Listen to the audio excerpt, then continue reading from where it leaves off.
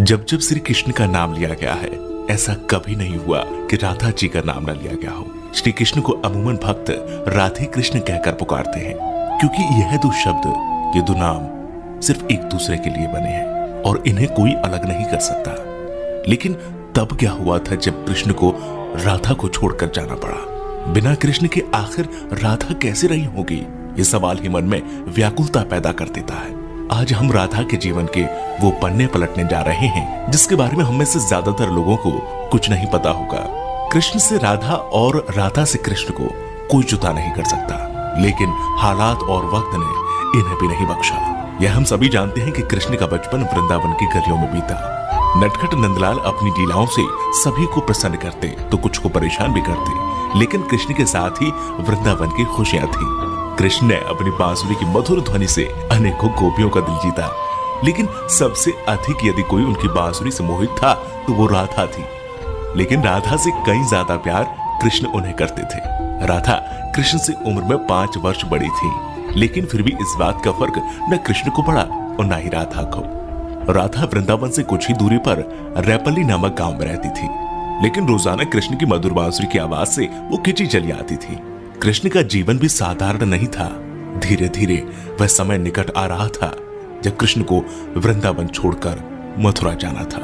कृष्ण के दुष्ट मामा कंस का अत्याचार चरम सीमा पर पहुंच चुका था और एक दिन कंस ने उन्हें और उनके भ्राता बलराम को मथुरा आमंत्रित किया, और इसी बात से वृंदावन नगरी में सभी के भीतर एक डर पैदा हो गया।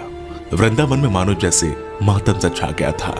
मां यशोदा तो परेशान थी क्योंकि उनका दिल का टुकड़ा उनसे दूर जा रहा था, लेकिन कृष्ण की गोपियां भी कुछ कम उदास नहीं थी। दोनों को लेने के लिए कंस के द्वारा रथ भेजा गया, जिसके आते ही सभी ने उस रथ के आसपास घेरा बना लिया, ये सोचकर कि कृष्ण को नहीं जाने देंगे।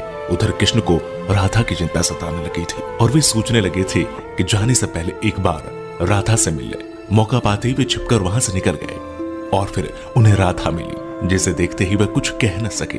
राधा कृष्ण की इस मिलन की कहानी बहुत अद्भुत है। दोनों ना तो कुछ बोल रहे थे और ना कुछ महसूस कर रहे थे, बस चुप थे। राधा कृष्ण को न केवल जानती थी बल्कि उनके मन और उनके दिमाग को भी समझती थी। कृष्ण के मन में क्या चल रहा है वे पहले से ही भाप लेती थी, इसलिए शायद उन दोनों को उस समय कुछ बोलने की आवश्यकता नहीं पड़ी। और आखिर राधा को अलविदा कहकर कृष्ण लौट आए और आकर गोपियों को भी समझाया और अनुमति लेने के बाद वहां से चले गए। और वृंदावन कृष्ण के बिना सूना हो गया। न कोई चहल पहल थी और न ही कृष्ण की लीलाओं की कोई झलक। बस सभी कृष्ण के जाने के गम में डूबे थे। परंतु दूसरी ओर राधा को इस बात का कोई फर्क नहीं पड़ा था, क्योंकि उनकी दृष्टि में कृष्ण कभी उनसे अलग हुए ही नहीं थे। शारीरिक रूप से जुदाई मिलना उनके लिए कोई महत्व नहीं रखता था। यदि कुछ महत्वपूर्ण था तो राधा कृष्ण का भावनात्मक रूप से हमेशा जुड़ा रहना। कृष्ण के जाने के बाद राधा पूरे दिन उन्हीं के बारे में सोचती रहती और ऐसे ही लंबा अरसा बीत गया।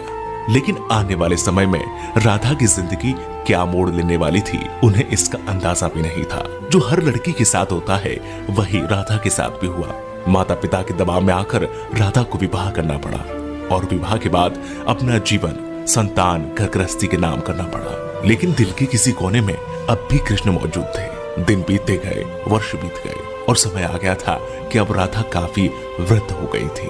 और फिर एक रात वे चुपके से घर से निकल गई और घूमते घूमते कृष्ण की द्वारिका नगरी जा पहुंची।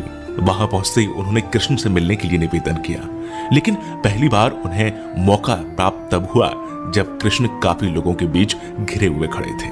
राधा को देखते ही कृष्ण की खुशी का ठिकाना नहीं रहा, लेकिन तब भी दोनों में कोई वार्तालाप नहीं हुई, क्योंकि अभी भी उन्हें अल्फाजों की आवश्यकता नहीं थी। कहते हैं कि राधा कौन थी यह द्वारिका नगरी में कोई नहीं जानता था।